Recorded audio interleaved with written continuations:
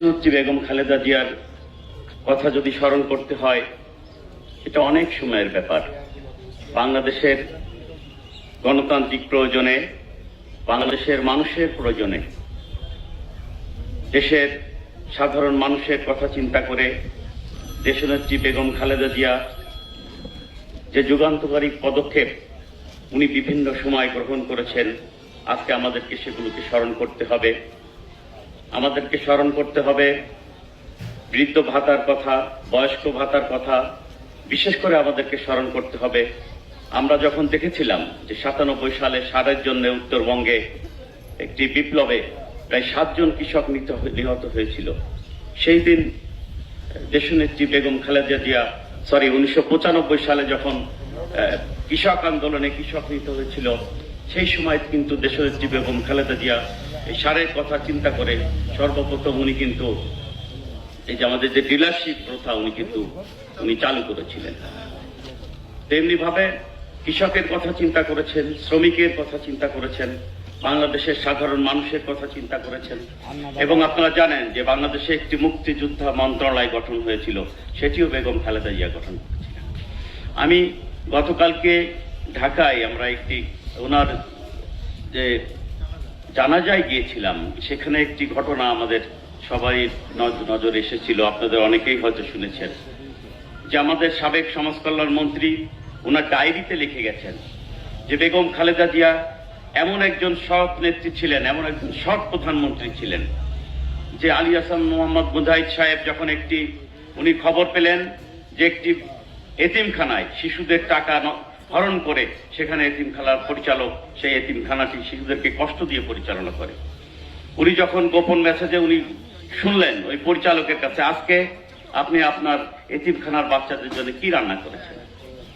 পরিচালক উত্তর দিল যে স্যার, আজকে ইলিশ মাছ রান্না করা হয়েছে। ওই সময়কার সেই সমাজ কল্যাণ মন্ত্রী কিন্তু ওই সময় ছুটে গেলেন।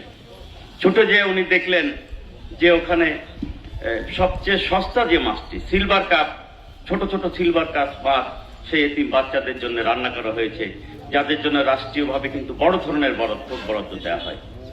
তখন মুজাহিদ সাহেব ওইখানে স্পটে দাঁড়িয়েই সেই এতিমখানার পরিচালককে উনি কিন্তু সাসপেন্ড করলেন। সাসপেন্ড করার পরে কিছুক্ষণ পর প্রধানমন্ত্রী দপ্তর থেকে ওনার কাছে ফোন আসলো। প্রধানমন্ত্রী তাকে সোজা ওনার বাসায় রিপোর্ট করতে বললেন। মুজাহিদ সাহেব ওনার বাসায় গেলেন। বাসায় গেলে খালেদা জিয়া প্রশ্ন করলেন যে আপনি কি ওই এতিমখানার পরিচালককে সাসপেন্ড করেছেন কিনা? তা বললো জি ম্যাডাম করেছি। তা বললো উনি কি করেছেন? তা উনি বর্ণনা দিলেন। তো বেগম খালেদা জিয়া বললেন আমার কাছে ওনার সুপারিশ এসেছে যে উনি বিএনপি করেন, বিএনপির উলামা দলের সদস্য, কিন্তু আপনি ওনাকে সাসপেন্ড করে ভুল করেছেন, আপনি ওনাকে স্থায়ীভাবে বরখাস্ত করেন। আপনি আসার আগেই আমি এই চিঠিটি আমি লিখে রেখেছি। এর নাম হচ্ছে দেশনেত্রী বেগম খালেদা জিয়া।